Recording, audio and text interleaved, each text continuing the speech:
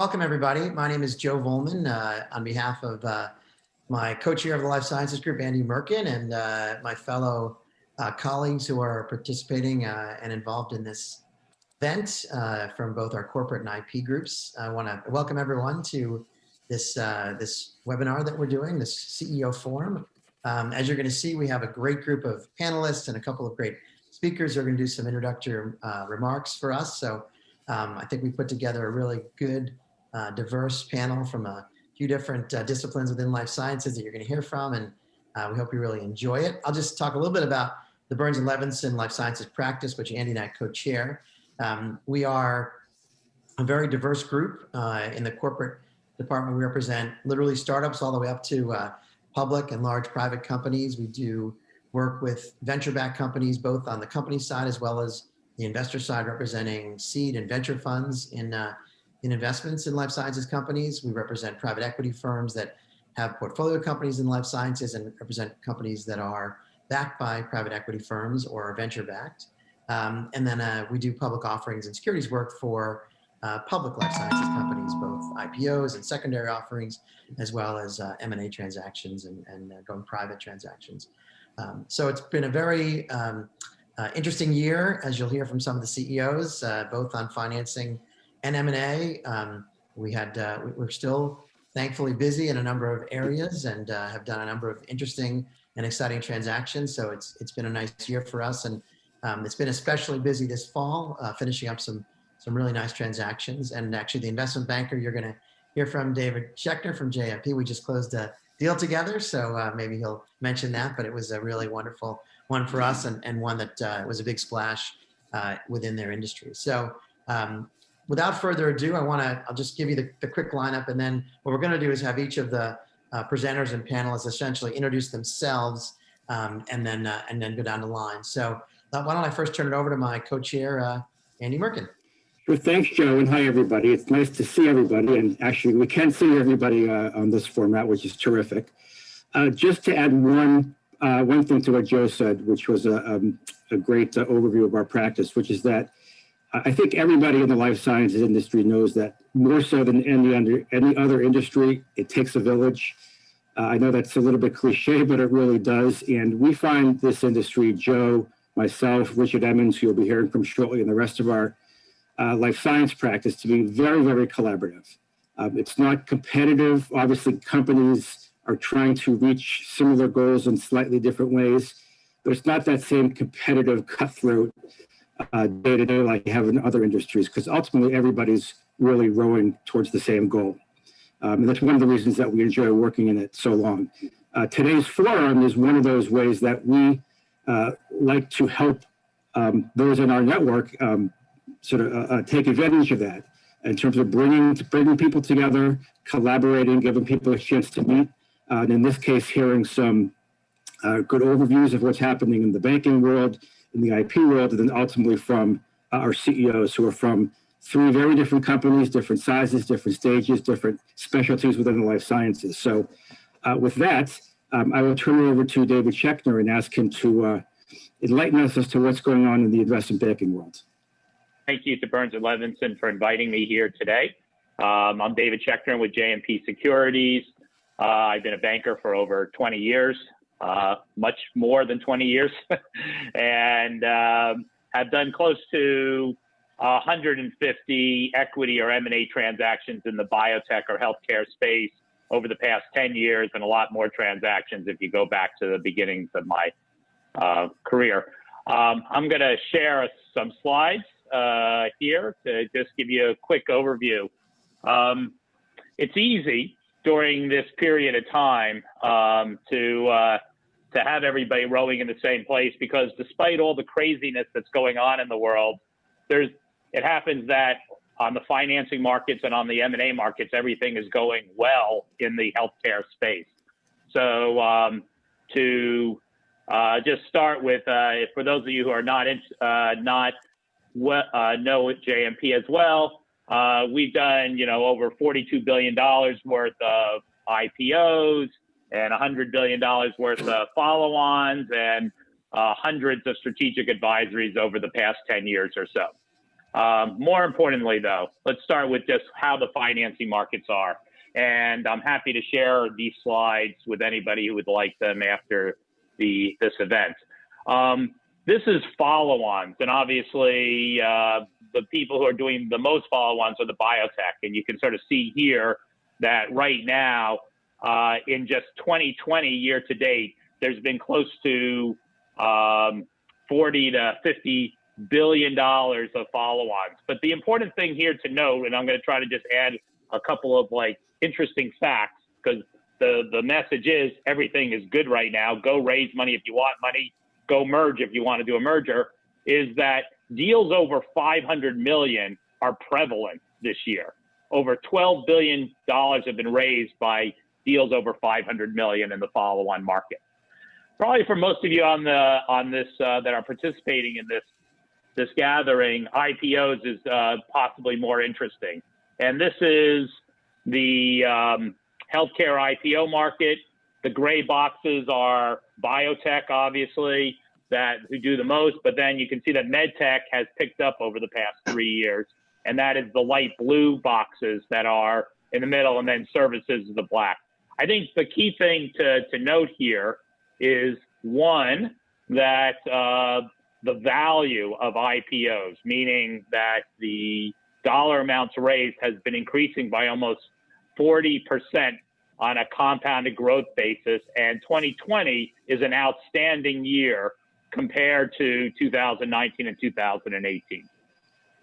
Continuing along that line, what's also interesting is that over the past 2 years, approximately 50% of IPOs have been either preclinical or phase ones in the biotech sector. And so it's no longer a phase 3 company that you saw 10 or 12 years ago. And it's not just phase 2 companies, which have diminished from being 60% of the market back 3 or 4 years ago down to approximately 40% of the IPO market. Other interesting things that might be worth noting is the concept of a step up after you do a crossover round with IPOs. And what this is a busy chart, and the blue bar is the valuation at crossover, and the light blue chart is what the IPO value is, and you get then your step up. Over the past year, the average step up has been 1.6 times the value of your crossover round.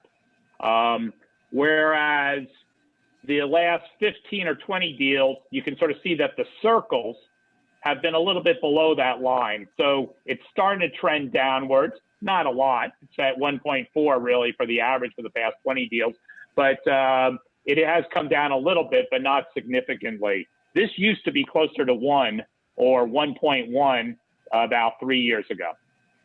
Also of interest is this chart, which is also extremely busy. But the blue bars are the deal sizes, and the gray bars are the insider participation, meaning the people before the IPO who are already investors in the company. You can see that the trend of the blue bars is moving upwards, left to right, by quarter.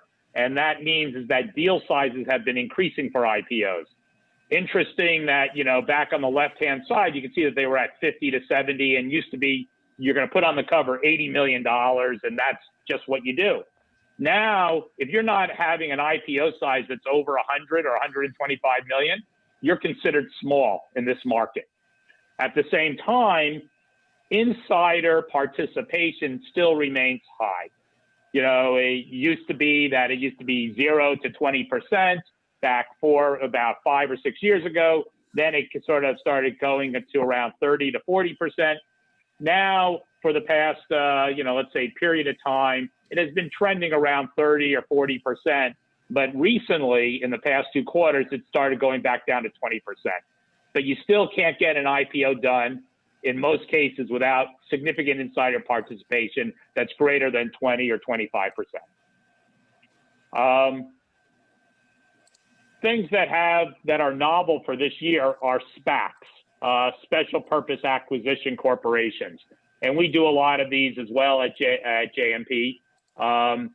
But you can sort of see, if you take a look at the chart here and just showing here, that the gray bars are gross proceeds and the blue bar, or the blue line, is the IPOs of them. And you can see that 2020, where we used to see maybe 7 to 10 per year back in the early, after 2000 to 2015, then they sort of moved up to about 30 or 40. Now there was over 200 SPACs issued this year and more counting, of which approximately 35% or so is in the tech space, and about 30% or so is in, or 15 to 20% is in the healthcare space.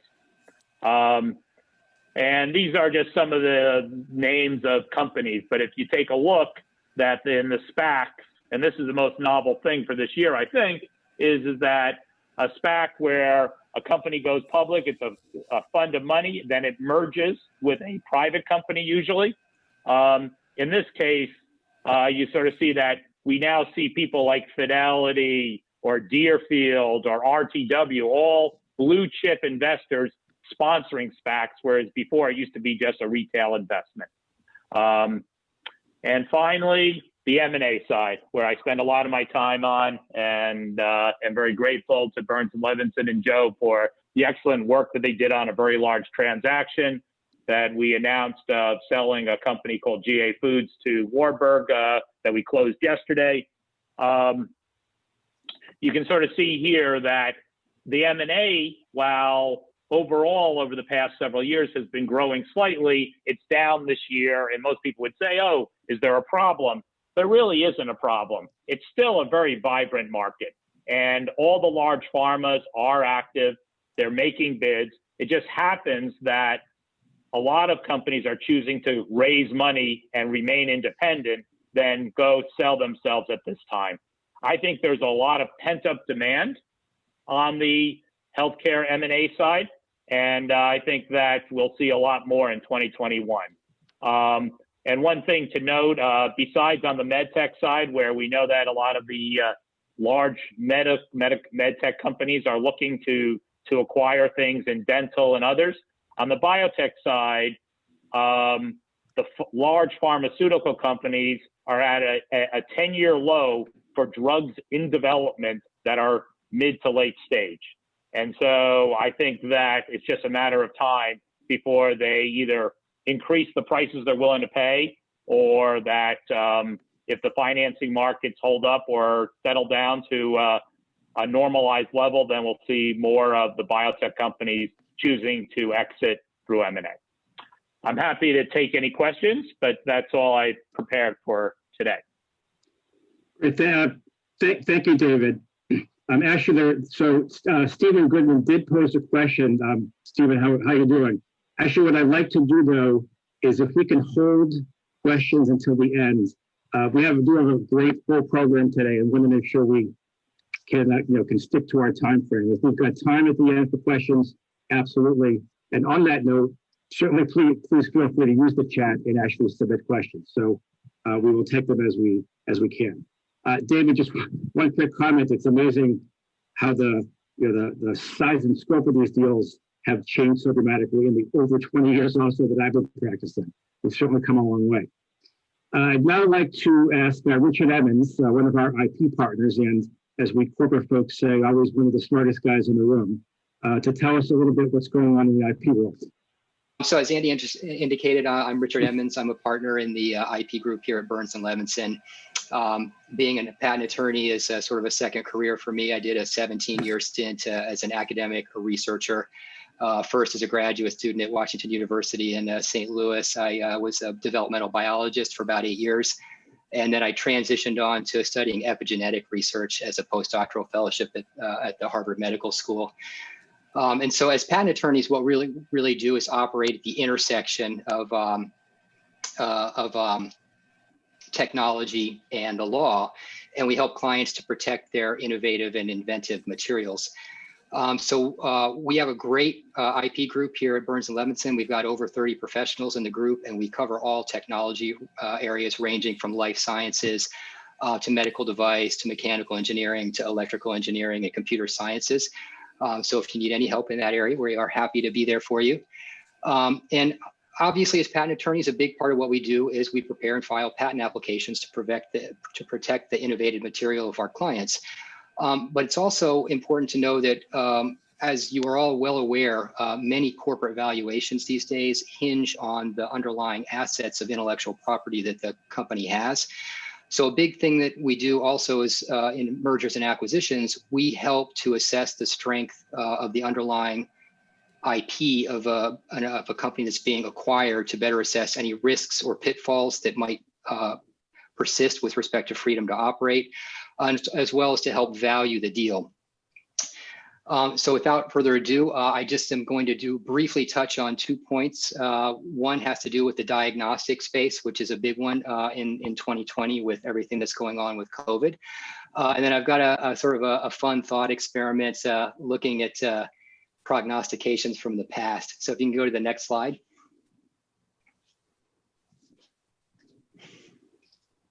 So subject matter is a big issue for patents in the diagnostic space right now. So when I started in this business in the mid 2000s, diagnostic type applications were on a meteoric rise.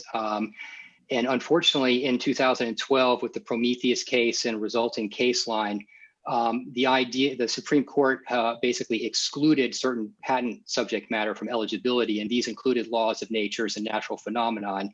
And this led to real decimation in the diagnostic industry with respect to intellectual property. So if you can go to the next slide. So at the time when I started, a lot of the applications that I was preparing and drafting claim sets for would have claims that would be in some format such as this. It would be a method of determining whether a subject has whatever disease you're interested in. And it would basically involve a step of detecting a level of a marker related to that disease in a sample from the subject, and then comparing that detected level to a control level to determine whether or not the patient had the disease. Unfortunately, post-Prometheus, this is no longer subject matter eligible material. And so what you've seen in more recent years post-Prometheus, if we can go to the next slide, are you would have to rewrite a slide, that type of a claim like this. And what you do, you have to have an active step of treating. And then instead of just diagnosing the presence of the disease, you have to have a transformative step that is usually done as an administering step, where you determine that the patient has the marker combinations indicative of the disease. And then you use that as a threshold to determine whether or not you can then administer a particular therapeutic agent against that disease to the patient. And unfortunately, this is not a terribly valuable claim because it requires a third party in order to meet the metes and bounds of the claim. So where we are in the diagnostic industry at this point is you really, it's probably to your benefit to keep your magic detection sauce as close to the vest as you can for as long as you can until you reach a late stage of commercialization. And hopefully at that point, you may have some more nuanced intellectual property that you can then protect. So moving on to the next slide, I thought in view of the COVID pandemic, it would be worth thinking a little bit about how have previous global pandemics affected intellectual property. So you might think this would be a hard question to assess, and it may be. But I thought it would be fun to go back and cull together data from the Patent Office about what happened during the 1918 pandemic. So if you can move on to the next slide. The nice thing about the Patent Office being a governmental agency is that they compile all sorts of statistics. So they actually have statistics for patent application filings that go back to the very first year of the Patent Office. I've culled together data from 1901 to 2019. We won't have the data for 2020 probably until April of next year. But what's intriguing to look at is if you look back at 1918, you can see that there's a huge drop in patent application filings during the Spanish flu pandemic. Now this is a little hard to interpret because this is happening. This is also coming right at the end of World War I. But what's interesting is that from that period from 1914 up to 1917, patent application filings during World War I actually stayed relatively consistent. The drop doesn't happen until 1918. But what I thought was really interesting about this is that if you look at 1919, the year after the pandemic, your application filings skyrocket from about 55,000 applications in the year of 1918 up to almost 85,000 in 1919. And that continues to rise for the next few years. So what we've noticed this year in terms of application filings during the pandemic is that in the life sciences in particular, there was a decline of clients filing new applications in the period March, April, May, June, coinciding with the lockdowns and a lot of the labs not being up and running at anywhere near full capacity. We've definitely seen a sharp uptick in new filings for the last quarter, for Q4 of 2020, which I think is very optimistic for where we are. So it will be interesting next year to see what application filing numbers have been for 2020. I suspect that areas where innovations require lab work, such as life sciences, will take a sharp decline. But what's really interesting is that since most filings with the Patent Office now are done electronically, I suspect other more abstract innovations that aren't as dependent upon generating data or are more amenable for being generated with remote work may actually sharply increase this year due to people having a lot more time on their hands with the work at home situation. So long story short, it would seem that we may be in for a period of intense innovation from a patent application filing standpoint, end of 2021, moving forward into 2022. So I'll leave it there. Food for thought. So thank you, Richard. That was great, as always.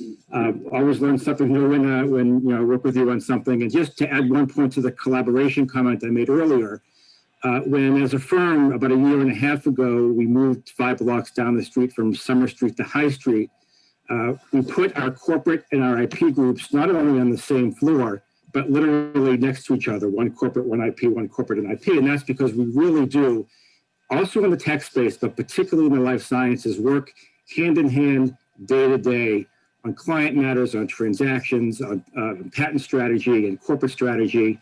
And it's really a great relationship that the two groups have.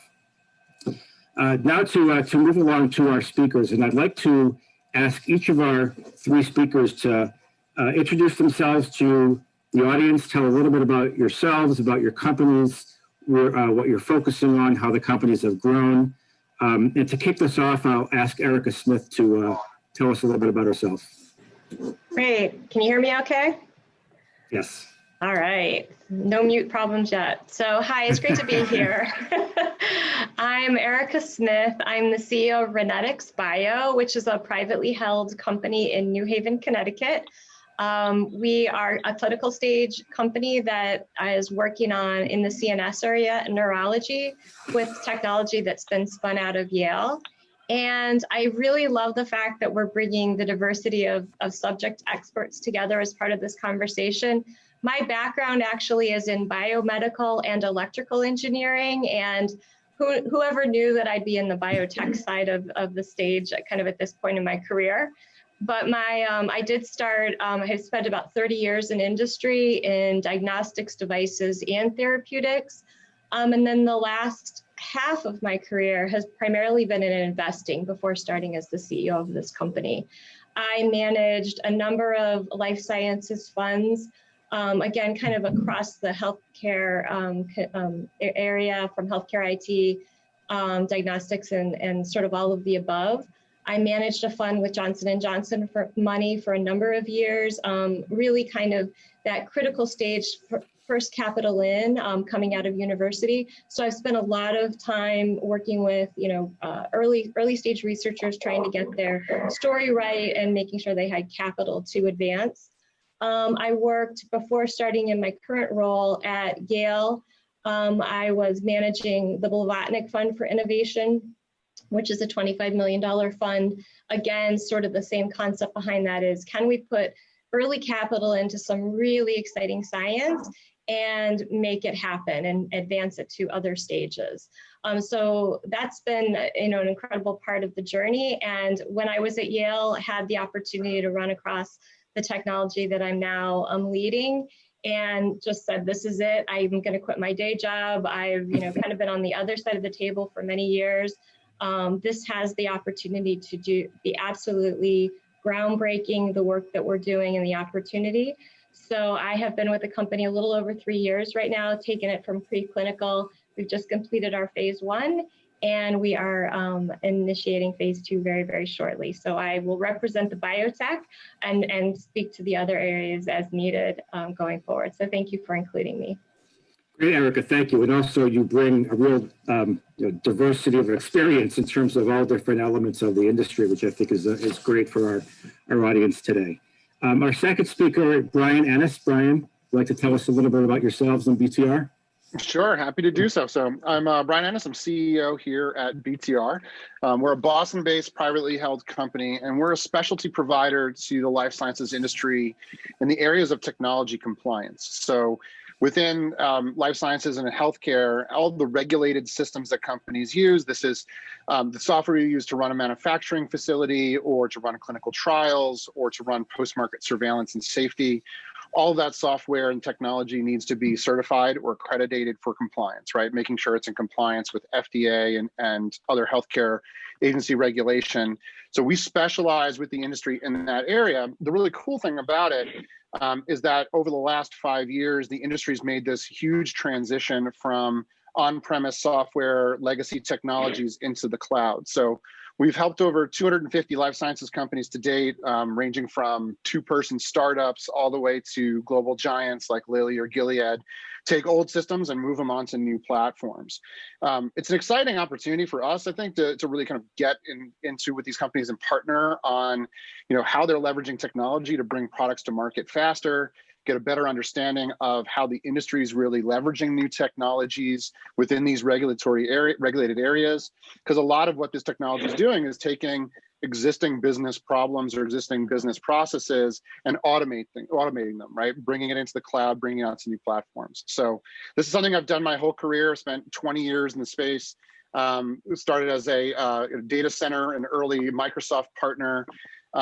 Spent about a decade at Genzyme as head of global regulatory systems, helping Genzyme bring 30 different major filings and products to market internationally. And then spun off to be one of the early employees and founders of Veeva's Vault platform. And Veeva's a juggernaut software company in the industry before coming over to join BTR as the CEO. So excited to talk to everybody today. Excited to add my 2 cents in about how the industry's going. Back to you, Andy. Great. Thank you, Brian. And I might add, it's a privilege for me to be able to work with Brian and the team at BTR in Boston Technology Research. We're working together for the past 24 months or so. It really is exciting for me to be able to do so. And last, certainly not least, let me turn it over to Nick Desai. Hey, my thing says I'm on mute. Can everyone hear me? Yes, we can hear you. Okay, great. Hey, everyone. I'm Nick Desai. I'm the co-founder and CEO of a company called Heal. We're based here in Los Angeles, California. We're a 6-year-old company. We are reinventing primary care by delivering in-person, old-fashioned doctor house calls, as in a real board-certified medical doctor coming to your home for primary care for patients of all ages. I often say my 2-year-old daughter and my 83-year-old father both get their primary care from Heal.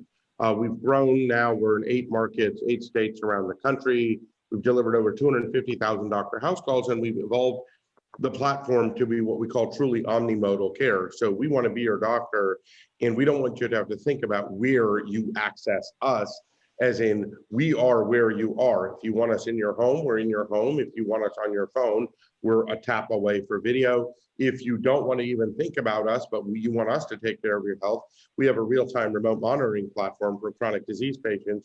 So we know you're sick before you know you're sick, right? And that kind of care, especially in a value-based care model, but across the board, is proven to lower healthcare costs and improve outcomes, because every dollar invested in effective primary care lowers $13 in total healthcare cost. And that's not a surprise, right? An ounce of prevention is worth a pound of cure. And the American healthcare system is very, very good at taking care of people once they are very sick and in the hospital, but not preventing them from getting to the hospital. And that's where we come in, by making sure you get your vaccines, by making sure you get your preventative health exams. Earlier this year, I turned 50 years old. I'm not the young, handsome guy I look like. I'm actually, I turned 50, and my wife, who's my co-founder in HEAL, but also the mother of our 3 children, who doesn't want me to drop dead, made sure that I got my annual physical. But it was in the middle of the COVID pandemic, like it is right now, and we did it in my backyard with a HEAL provider in full PPE, coming and doing the physical. And I needed a Cologuard test, so they sent the box for that, but they drew my lab, and they did everything, and I was able to do it in the comfort of my own home, and keep my preventative health up to date, right? And we're seeing right now with this pandemic a dramatic decrease in people paying attention to regular healthcare needs, right? Just because you don't get COVID doesn't mean your diabetes won't kill you, your hypertension won't kill you, your other health issues won't kill you or hurt you. And the percentage of people getting annual checkups that are over the age of 50 that need them has dropped. It's 1/3 this year of what it normally is, right? And we believe, not just during a pandemic, but always, that the safest, best place to get healthcare is in the privacy and safety of your own home. A, because of the obvious reasons related to germs and exposure, which are more apparent right now, but always because the home is the only place a doctor can see your social determinants of health, your diet, your lifestyle, your environmental factors, what's in your pill cabinet, our pill box, are there fall risks, what's in your, are there food insecurities, is there smoking and allergies, that help a doctor create a truly effective, truly personal care plan that is more efficacious for you. I just want to say, as a close to my intro, I have been a client of Burns Levinson for 10 years. Stephen Brook is the primary partner, but a client of Burns Levinson for 10 years. They're a phenomenal law firm that has helped us at HEAL in enormous number of ways. The high headline is obviously we closed a $100 million Series D from Humana earlier this year.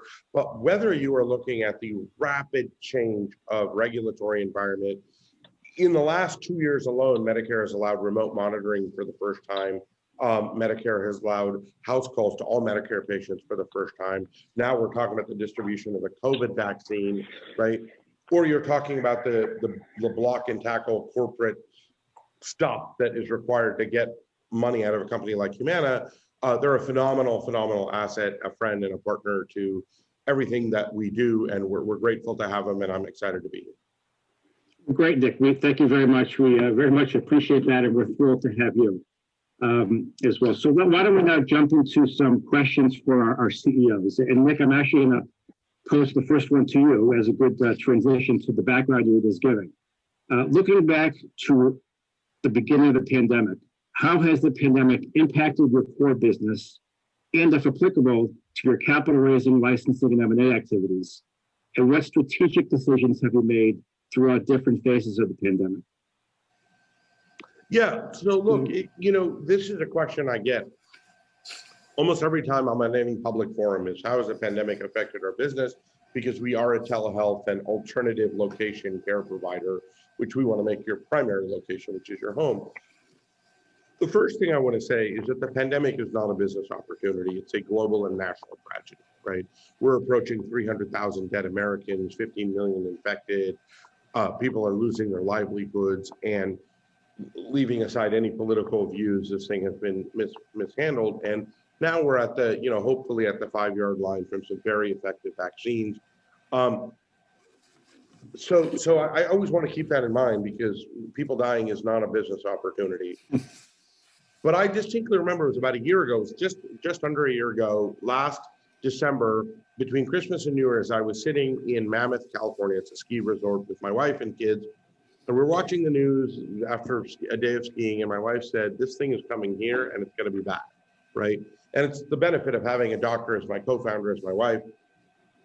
and we geared up for it. So we were, as a corporation, working from home by mid-February, right? We didn't wait for anyone's stay-at-home orders. We did our own, right? And we transitioned and brought our telemedicine platform, which is our vehicle for follow-up care, to the forefront, which is, hey, we're going to see you by telemedicine first, as opposed to we're going to see you by telemedicine as a relationship manager, it's continuing the patient management, right? And that was instrumental in driving the growth and adoption of that platform, along with our primary house call business. And today, we're happily able to offer our patients of all ages, and particularly seniors, if you're comfortable with a doctor coming to your house, we'll do a house call, and if you're not, we'll do a telemedicine, and we'll do both modes of care. Now, the thing that I want to say that I think is the most interesting about what is the outcome of this pandemic is people say, oh, is this the moment for companies like Teledoc, and their market caps are huge, and there's been a lot of M&A, as you guys pointed out, and SPACs and whatever in the space. I actually think it's exactly the opposite. I think telemedicine's become a commodity, and it should have always been a commodity, because how you get your care should not be a business. What care you get should be a business, right? And so every doctor, every hospital, every facility, just like using how I talk to someone is not a business model, how I talk to my doctor should not be a business model. So I actually think that as telemedicine is more democratized and more available, you'll see the single unimodal companies that are doing telemedicine not flourish as much as the hype is right now. The second thing I think has happened is there's been a lot of great companies that have done SPACs and IPOs, some Oak Street very successfully, Butterfly, you guys showed. But I think a lot of crap has gotten out there too, and a lot of crap has gotten funded, right? I'm not going to pick on any one company, but I am going to say that I think there's a lot of money flowing into this space, and a lot of people going out there in public, and we're going to be cleaning up this mess over the next couple of years. And so it was very important for us to get solid funding in place, because we think that there's going to be a downtrend in this market as people start saying, hey, the financial results aren't there to justify these valuations that we're funded to build a lasting and stable company. So I think that's the other thing. And the last thing I'll say is, it's phenomenal to see how all these things tie together, whether you're at basic research or this or wherever you are in the space, they tie together. That right now, I have calls today to figure out our role in delivering the COVID vaccine to our elderly patients later this year, right? Who are in nursing homes, right? So from basic innovation all the way through to logistics and delivery to getting stuff to people's houses, healthcare is starting to come together in some really, really interesting ways that have been overdue for a long time.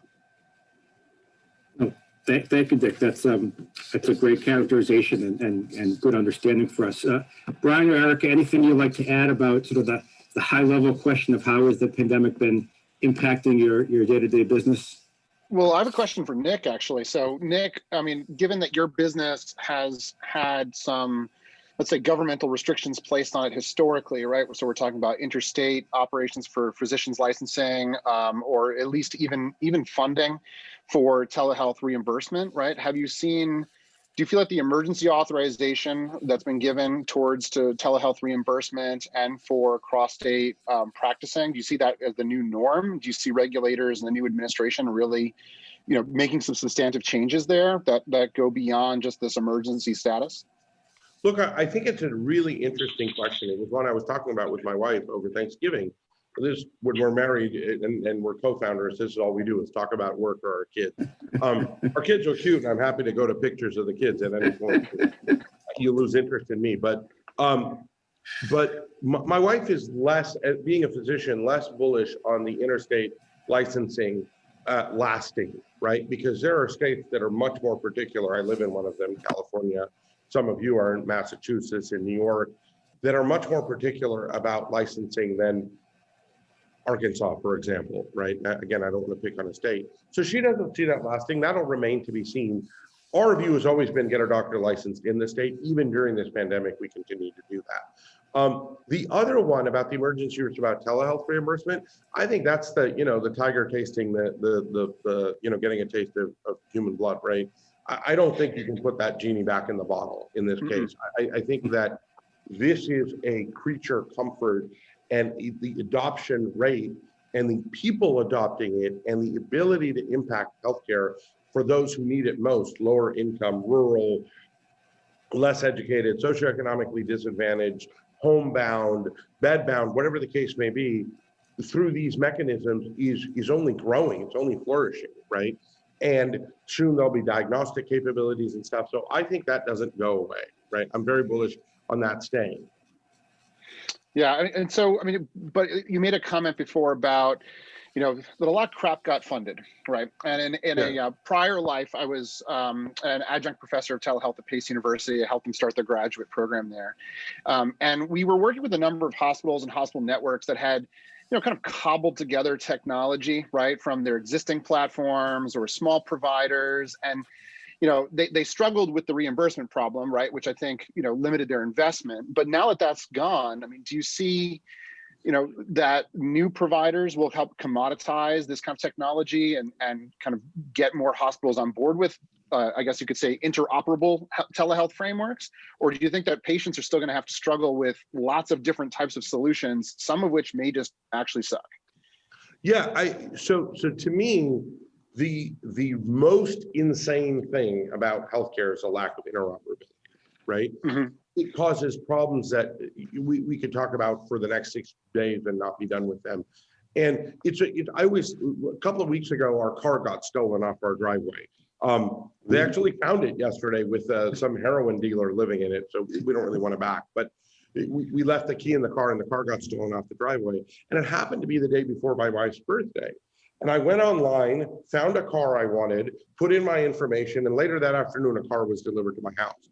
And the point of that story related to this is that my credit information is interoperable because of the financial interest in it, right? I can put in my social security and my driver's license and they can check my credit, they can know where I live and they can bring me a car, right? Why can't that happen with my health records, right? The vested interest of legacy systems and one company, which I will not name, but is an epic disaster if you get the joke, okay? Trying to lock in your health records is insane. And I think that the government has to push much more on interoperability standards, right? But the other thing that I think will hurt this industry is right now, there are a lot of companies out there that are capitalizing on business models that are not necessarily improving patient outcomes or lowering total healthcare costs, right? And again, I'm not going to mention any company in particular, but I was talking to a chief medical officer of a major payer who actually was very astute in recognizing this. He said, look, there are a lot of companies in the Medicare value-based care space that their whole business is, I'm going to go see an old person, I'm going to adjust their risk score up so the insurance company gets more money from Medicare and I get more money from insurance and we split the difference and I make money on that, right? What does that translate to? We're diagnosing people, or these companies are diagnosing people up, so in some cases legitimately, but diagnosing people up so that the taxpayer foots more of the bill. Is there any proof that improves the quality of their life? Is there any proof that keeps them out of the hospital? Is there any proof that lowers total healthcare costs? There isn't necessarily, right? And I think part of what regulators are going to look at, particularly with this incoming administration, is it's easy to say yes to everything, but we have to start creating models where incentives are truly aligned. And Medicare has done a new primary care first model and a direct contracting model where they are not going to let RAP adjustments drive the compensation of the providers. And I think that's a really important innovation because ultimately providers should make money and payers should make money when patients lead happier, healthier lives.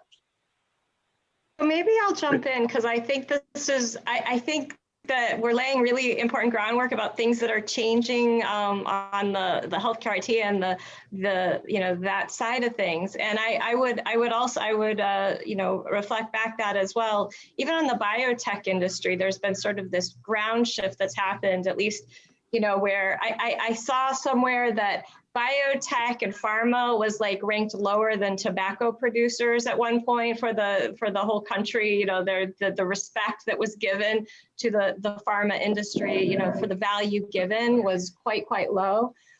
But now there's this wholesale change that's happened within the industry to sort of respect a new respect of the opportunity and the innovation that's coming out, certainly on the, you know, the provider side. But I think also on the, the biotechnology side, I think we all maybe are from that industry, so we've always felt like we're doing good for the world. But I think there is some real concrete, momentum on all of the, 800 innovations that are coming to market sort of in general to address COVID specifically. So that's been one thing I think that's been very exciting to me is, sort of this shift that's happening in that side as well. I think, Erica, I think that's an incredibly important point, right? Because we provide providers, doctors have always been thought of, as, hey, they're helping people and whatever. But I find the fact that, people talk about this company's charging too much for insulin, and no one should charge too much for life-saving medications. That isn't my point. But it's like, there are people taking pills for things that required open heart surgery 10 years ago, right? That are keeping people alive. And whether it's pharma companies, even insurance companies, right? Biotech companies, I think that the public perception of why does any of this stuff, people spend more money on a beer, but they'll complain about the copay of the doctor coming to their house on a Sunday afternoon on Thanksgiving Day. And it's a very interesting perceptual problem. And I think it's critical that the industry work together to remove that obstacle so that the patients understand that we're all in this to help them, and as opposed to, gouge them, stick a needle and pull out their money. Thank you. I think everybody, I think this theme could be a topic of its own webinar, and the wheels are turning. I think we'll be looking to do that in 2021. That's great. Just to pivot the discussion a little bit, and Brian, maybe I could ask this to you, again, given your questions to Nick. Given the new normal of virtual meetings, how have you adjusted your business development, collaborations, and relationship building? Oh man, virtual meetings. So let me switch myself to gallery view here. By a show of hands, how many of you would have what would be described as Zoom fatigue? See some hands? Yep. I'm gonna screenshot that. Cool. Thanks. So I think where we are right now, and I'll try to parse this a little bit, speak from both my perspective as well as what we're seeing within life sciences as an industry, right? So, I think Zoom we're stuck with, right? I think a call is Joe, I think you made the combination before. We're using Teams, Zoom, WebEx, Skype, FaceTime, right? I mean, but video conferencing has become the dominant technology here. And, we're seeing a lot more life sciences companies, a lot more of our customers adopt new platforms, adopt new technology, and really look at how to take like the Zoom model of collaborating on video, collaborating like remotely, and integrate that into their business process, right? So looking at all the areas that used to be like this required somebody to be at a doctor's office or required somebody to be in the office. How do we do this in a remote way? And we're also, personally as a company, we're trying to fight the Zoom fatigue by adopting other new technologies for us to collaborate with. So things like Slack, right? Because you can chat, right? Not everything has to be a Zoom call. Not everything has to be a phone call. Or even something like Miro for collaboration, which is if you haven't tried it, it's a great visual collaboration tool. So on the technology side, I think it's been interesting, but what's the biggest impact has been in how we collaborate with our customers, how we collaborate across the industry. So it's historically my entire career, there's been a number of marquee events per year. We're talking like DIA, we're talking about a bunch of different summits that everybody gets to, and that's where they see their friends, and that's where they all talk. And so much business is done at those events, right? So pre-pandemic, we looked at the calendar year, and I was able to look at it like my sales forecast and say, all right, I'm going to do X amount of business for this event, because that's how it's done. And now we don't have those events anymore, right? No one's going, or even worse, they're having them online, which is great for people to be able to learn. That doesn't go away, but you get the fatigue of being staring at your computer again for 8 hours. You're not going to retain things the same way. And then as somebody who's selling into that population, you don't get leads from online events like that. It's very, very different than what you get from the kind of conferences we used to have. So that's forced us to really rethink how we network and how we collaborate. And we're back to a reference selling model, right? So it really is about building human relationships, direct human connection with people. Whether Zoom's the intermediary technology or not, I mean, it is very much more about social networking with our prospects and even with our existing customers and customer base, because we can't email's too impersonal. We can't rely on flying out and seeing them or seeing them at the next event. We've got to get out there. We've got to socialize, seed messaging, and got to do it in a way that feels like there's some human connection to it. Because one thing we've also seen, at least I've experienced this, is it seems that like I'm getting twice as much email and advertisement from companies and people who otherwise would be reaching me through other channels as well. So I think the collaboration piece is, it's really about kind of preserving some of that human connection, developing marketing strategies, developing sales strategies that are going to be able to connect directly with people and kind of cut through the noise that's out there.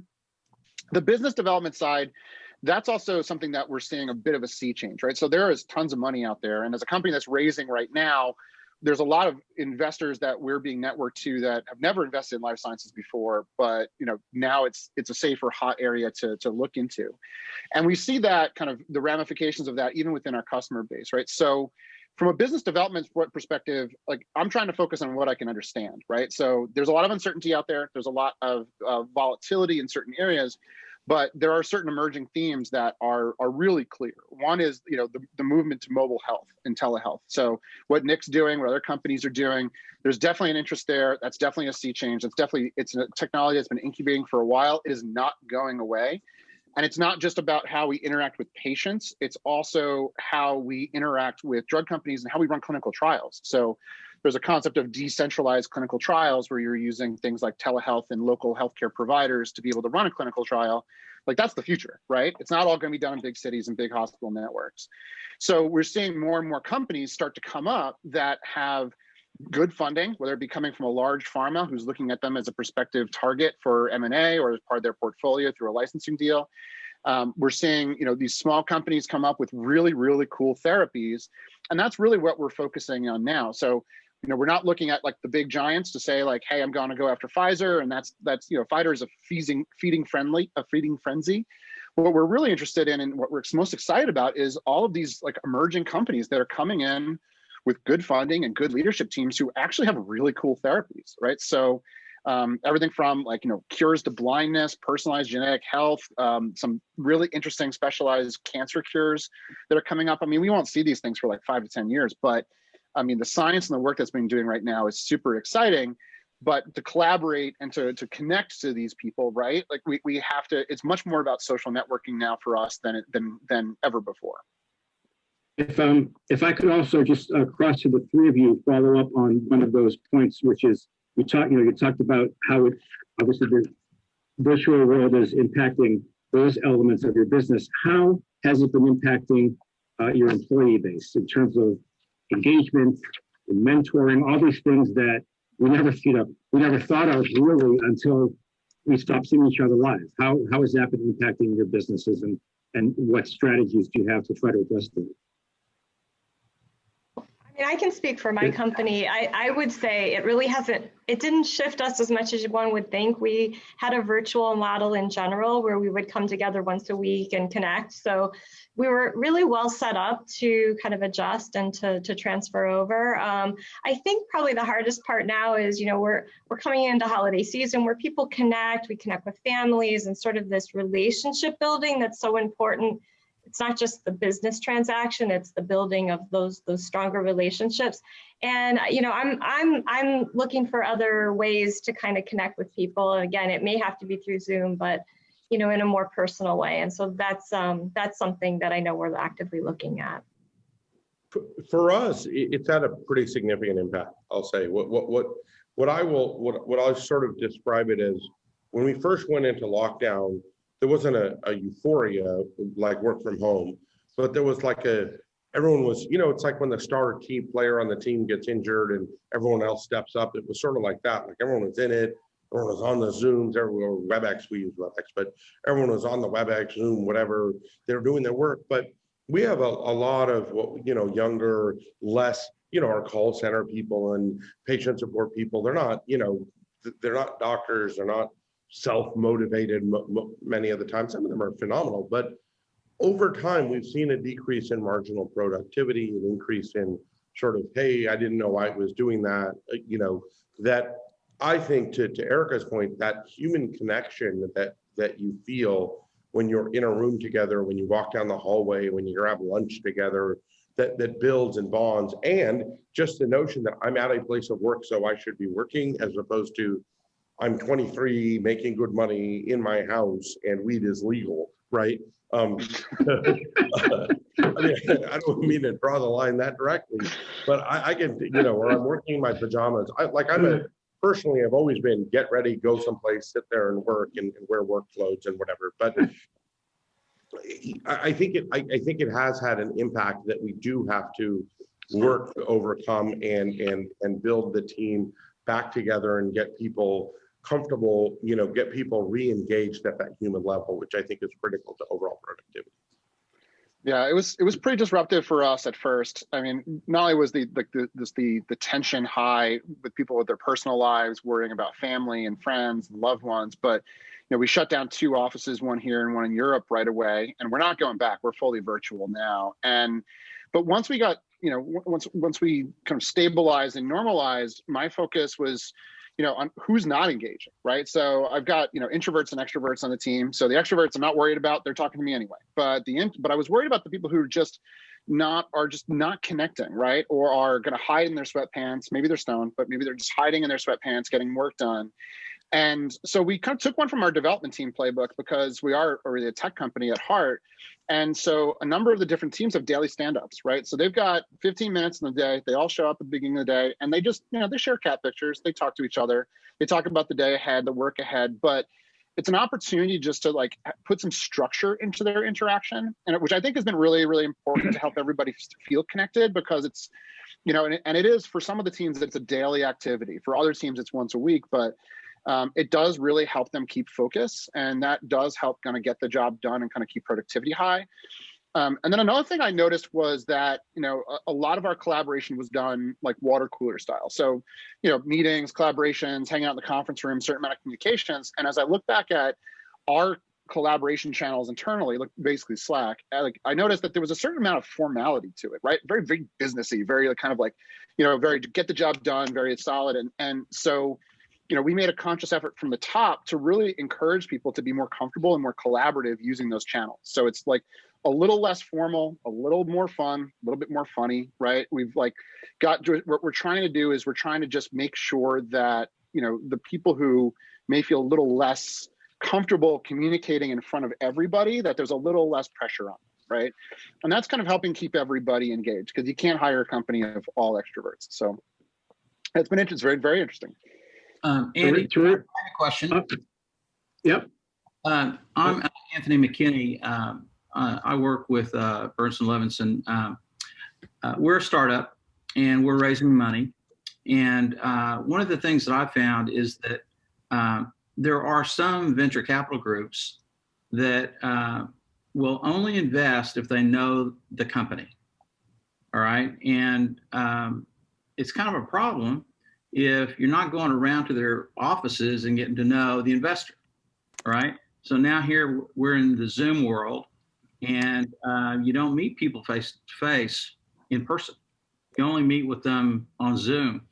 And some VCs just won't invest by Zoom only.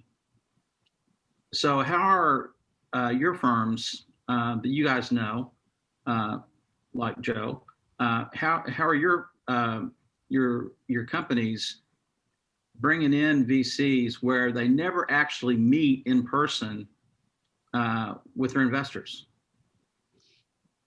Let me just sort of quickly respond to that, which is, and I've had the same discussion with a number of venture capital investors over the past 8 or 9 months, and obviously the message has been shifting, right? Whereas if you asked the question back in March or April, would you ever sign a term sheet, or would you ever close an investment in the company without ever having met the management team in person? The answer was either absolutely not or unlikely, but we'll have to see. If you ask that same question now, I agree with you that from my experience anyway, there are a handful of venture firms that are holding firm to that. But most of them, because we're now, 9 months into this, and we've got another, 9 months to go probably until things are somewhat back to normal, have decided that they can get comfortable. What they typically will tell you, though, is that they may not be flying off to meet with potential portfolio company, but they will have industry contacts and folks in the same city, and they will ask them to go physically meet with the management team, and that's how they sort of cross that bridge. And so they need to continue doing the deals. They need to be deploying. They want to be deploying the money, and somewhat surprisingly to me, it's they have gotten comfortable without the principals themselves meeting, as long as as I say, somebody can, to the extent it's not a virtual portfolio company, can go and actually go inside, see what they're doing, make sure there's a real office and people there, and sit down with the management team and then report back. So it is happening. I want to provide an entrepreneurial perspective on that, Anthony, because I think it's a great question, and it's hard to raise money, and I've done it, for my career for startups. So the first thing is, VCs rarely invest anymore in companies or in entrepreneurs that they don't know, period, regardless of Zoom, right? If you look at who a VC invests in, the name brand VCs over the course of a year, you'll see a lot of repeat entrepreneurs. You'll see companies get later stage rounds have gotten bigger and bigger. They're doubling down on those same companies, right? It's become a lot like what old Hollywood was. It's about who you know and working with the same group of people over and over, right? It's harder to get in the door than it was 10 years ago when I was raising money, right? VCs have become more conservative. The pandemic has made that much worse. And I always say this, I cannot believe the good fortune, ironically, that we had. We met Humana last December, and they were serious, thankfully, and they wanted to do due diligence. We met them every single time they said they need a meeting. I was like, great, we're getting on a plane, we'll be in Louisville, right? And the last meeting we had that we needed to have in person happened immediately before the lockdown, right? So it was a happenstance of good luck for us. The thing that I would say is the best way to overcome that is, ironically, to find a way to meet in person, right? We did a thing where it was during the pandemic. It was another investor, but where we got COVID tests and we went and sat outside in the grounds of a hotel. We all sat 6 feet apart. We arranged it. We got everyone COVID tested, so they felt safe. Everyone wore masks. Find a way. Do the work it takes. Drive there if you have to, so you don't have to get on an airplane. Do the work it takes to overcome that barrier and get in front of their face. The human relationship is critical to prying money out of these people. Mm-hmm. Anthony, thank you for that question. It's a very relevant question. Two administrative matters just before we continue. One is that if people have a chance, there's some good side discussions going on in the chat as between people, so certainly take a minute to look at that. And second, we're over our allotted time, but I'm going to call an audible and suggest that we continue at least for another 10 minutes or so. I think the discussions are great, and I'd hate to lose this opportunity to continue hearing from our CEOs, and then we can move to our networking after. So with that, I think let me focus a little bit on a couple core points for the end of our program. One is now looking at science and R&D, and Erika, if you wouldn't mind telling us, given that you're the biotech here, how has put together two questions. How has the pandemic impacted your R&D activities? And then more broadly, how do you see the pandemic and the race to a vaccine impacting drug discovery and development in the long term?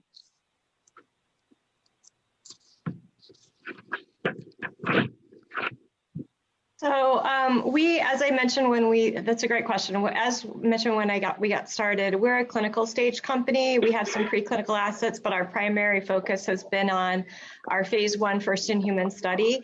It doesn't happen to be a COVID solution. So when everything shut down and we're basically working in US-based sites, everything came to, a crashing halt. We're working with major medical centers in Chicago and Philadelphia and Atlanta and LA. So, all of those things happening really restricted, basically shut the studies down. But coming out of that, coming out of March and, kind of, making, lemons, lemonade out of lemons, so to speak, is I really think there were some very positive things that came out of it. We're back up and running. Our sites are back up and running. And some of the things that we did to try to address it and to try to reduce the risk that we have previously and kind of going forward is we took some really definitive actions.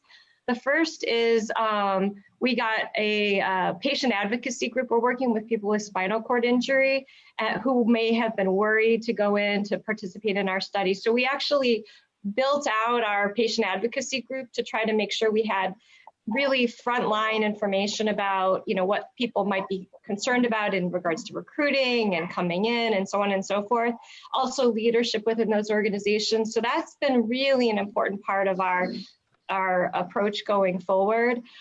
We also are looking ahead to part 2. So we're like, what can we do to simplify our study? Maybe we need to have a NICS solution in telemedicine or something along those lines. But the point is where you could do a lot more before this all happened, you want to really streamline where you are and, make sure that you're kind of working on some of the key areas and the key pieces and simplifying everything beyond that. So those are some of the ways that we've approached it. And I think the FDA has been flexible. If you haven't been able to finish certain visits, you can relate those to COVID related, so they don't necessarily work against your data, things along those lines. So, I think the whole clinical trial and R&D area has been on a steep learning curve, and I think we're coming out of it. Even with COVID continuing, I think we're in a much better place, and I think we've expanded, to this remote monitoring and all sorts of really good things,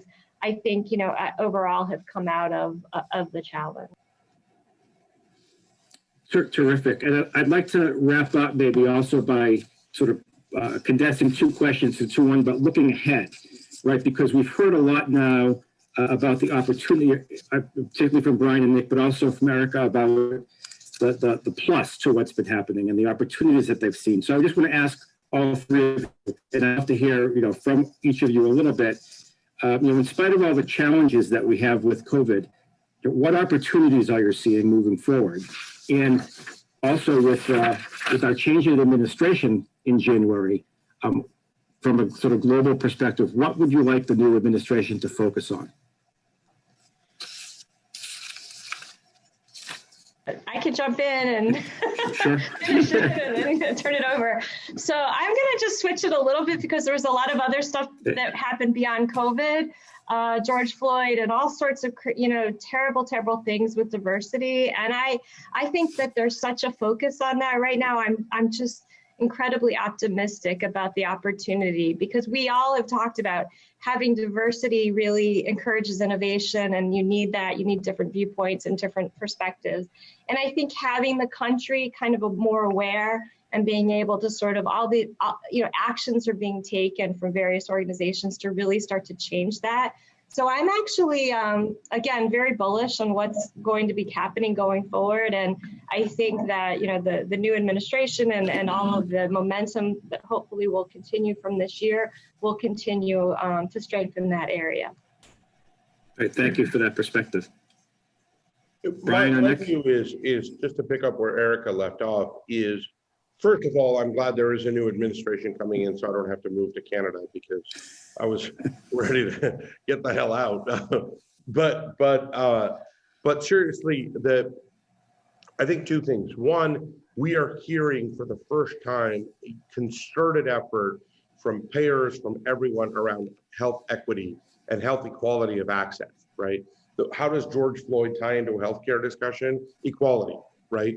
And it doesn't, Obamacare or whatever you want to call it, Medicare takes a step to giving people coverage. It doesn't take the step to giving people access to care, right? And that is a critical step that we're hopefully a part of the solution of, but I hope that's a trend that continues. And the second trend that I think is, I'm just blown away when I think about it. 2 weeks ago, I had the opportunity to be on a panel about neural prosthetics at my alma mater, UCLA. But the point is, whether it's that or therapeutics or genetic treatments or this or service delivery models or whatever, the all of these things coming together over the next 3 to 10 years to dramatically improve the way humans live their lives, because that should be the goal for all of us. And I think that the new administration will have a thoughtful, science-based approach to those things that will help bring things together. And I'm really excited to be part of it. Yeah, Andy, I think there's so much change in the world right now, and there's so much resultant behavioral change that's come out of it. And I think Nick really kind of nailed it, right? Is that we've got this focus of providers, payers, consumers all together, right? Who are looking at how healthcare is delivered and looking for better quality of care, better pricing of care. I mean, every part of the system essentially needs to be improved, right?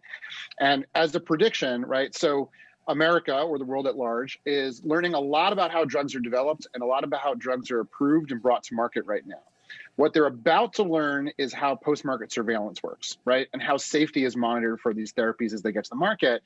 And I think one of the resultant things that we will see is that, like, we do need to step up the funding to the FDA. We need to step up the funding to the overall health agencies to encourage them to have better staff for monitoring and reviewing, have the right amount of staff to be able to bring products to market quicker, and also to update their technology, right? Because there is a lot of technology problems and process that is out there that creates waste and creates risk, right? So I think I'd like to see a real uniform focus on the entire health system.